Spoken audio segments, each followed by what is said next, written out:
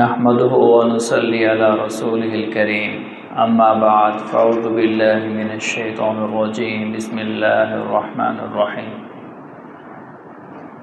میرے عزیز محترم بھائیو، بزرگوں اور دوستو، جو انسان تقوی اختیار کرتا ہے اللہ سبحانہ و تعالی اس کو اتنا نوازتے ہیں انسان کی عقل سوچ بھی نہیں سکتی۔ ایک شخص تھا، دریا کے کنارے چل رہا تھا، بھوک لگی، دیکھا کہ سیب آیا پانی میں تیرتا ہوا، انہوں نے سیب اٹھایا، بھوک کی وجہ سے اس کو کھا لیا۔ پھر بعد میں خیال آیا، اوہو یہ میں نے سیب بغیر پوچھے کھا لیا، پتہ نہیں یہ کس کا تھا۔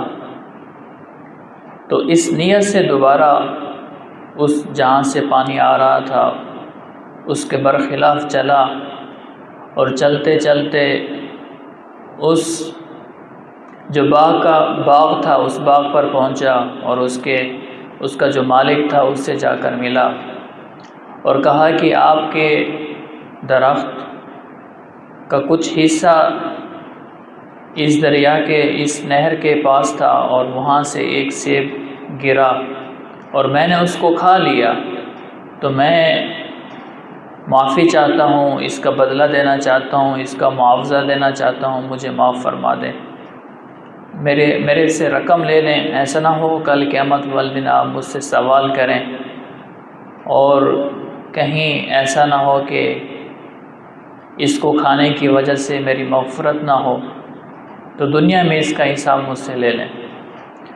انہوں نے کہا ٹھیک ہے، میں اس کی جو وصولی ہے وہ لیتا ہوں، لیکن اس کے لیے آپ کو میری ایک بات ماننی پڑے گی۔ انہوں نے کہا وہ کیا بات ہے؟ انہوں نے کہا کہ میری ایک بیٹی ہے جو آنکھوں سے نابینا ہے، زبان سے گونگی ہے، اور کانوں سے اس کی سماعت سے محرومی ہے، اور لنگڑی بھی ہے۔ آپ اس سے شادی کرنی پڑے گی آپ کو، اگر شادی کرو گے تو میں معاف کروں گا، ورنہ میں معاف نہیں کروں گا۔ اس نے جب سنا وہ حیران پریشان ہو گیا کہ اتنی بڑی ڈیمانڈ رکھ دی ایک سیب کے پیچھے۔ سوچنے کے بعد کہا چلو دنیا کی زندگی تو میں چھوٹی سی زندگی ہے گزار لوں گا، لیکن میری آخرت کی زندگی خراب نہ ہو، اس وجہ سے انہوں نے کہا مجھے قبول ہے۔ تو ان کے باپ نے ان سے ان کا نکاح کر دیا۔ تو جب وہ اندر گئے دیکھا تو اتنی حسین و جمیل لڑکی ہے۔ انہوں نے جا کے پوچھا کہ آپ کی کوئی اور بہن بھی ہے؟ انہوں نے کہا نہیں، میں ایک ہی ہوں، میری اور کوئی بہن نہیں ہے۔ اتنی حسین و جمیل لڑکی دیکھی، اور اتنی پیاری آنکھیں، اور اتنی خوبصورت آواز، اور بالکل صحیح سالم حسین و جمیل چاند کی طرح خوبصورت۔ تو پھر صبح جب اپنے سسر کو ملے تو انہوں نے کہا کہ آپ نے تو مجھے ایسے حلیہ بیان کیا تھا، میں ڈر گیا تھا، لیکن یہ تو اس کے برخلاف تھا۔ تو انہوں نے کہا کہ میں یہ چاہتا تھا کہ میں اپنی بیٹی کا نکاح اس شخص سے کروں جو متقی اور پرہیزگار ہو۔ میں رشتہ ڈھونڈ رہا تھا، مجھے کوئی متقی نہیں مل رہا تھا۔ اللہ قرآن پاک میں فرماتے ہیں اتقوا اللہ اتقوا اللہ اتقوا اللہ، اللہ سے ڈرو، اللہ سے ڈرو۔ جو اللہ سے ڈرتا ہوگا وہ اپنی بیوی کے حقوق بھی صحیح ادا کرے گا، اور اپنے معاملات میں بھی اللہ سے ڈرنے والا ہوگا تو اللہ کے حقوق بھی صحیح ادا کرے گا، اور لوگوں کے حقوق العباد بھی صحیح حقوق ادا کرے گا۔ تو میں نے آپ کے اندر پرہیزگاری دیکھ کر آپ مجھے پسند آ گئے، اس لیے میں نے اپنی بیٹی کا رشتہ آپ کے ساتھ کر دیا۔ سبحان اللہ۔ یہ وہ شخص ہیں جن کو اللہ نے پھر بیٹا دیا، اس کا نام نعمان رکھا۔ یہ وہ نعمان ہیں جن کو آج ہم امام ابو حنیفہ رحمہ اللہ تعالی کہتے ہیں۔ امام ابو حنیفہ یہ ان کی کنیت ہے، اس لیے امام ابو حنیفہ کہتے ہیں۔ ان کا نام نعمان ہے۔ یہ وہ شخصیت ہیں جو وقت کے امام بنے۔ الحمدللہ آج اکثریت حنفیوں کی ہے، اللہ نے ان کو وہ مقام دیا، اور یہ وہ حنفی ہیں، پھر اللہ نے ان کو کیا مقام دیا؟ تو امام ابو حنیفہ کتنا پرہیزگار اور متقی تھے۔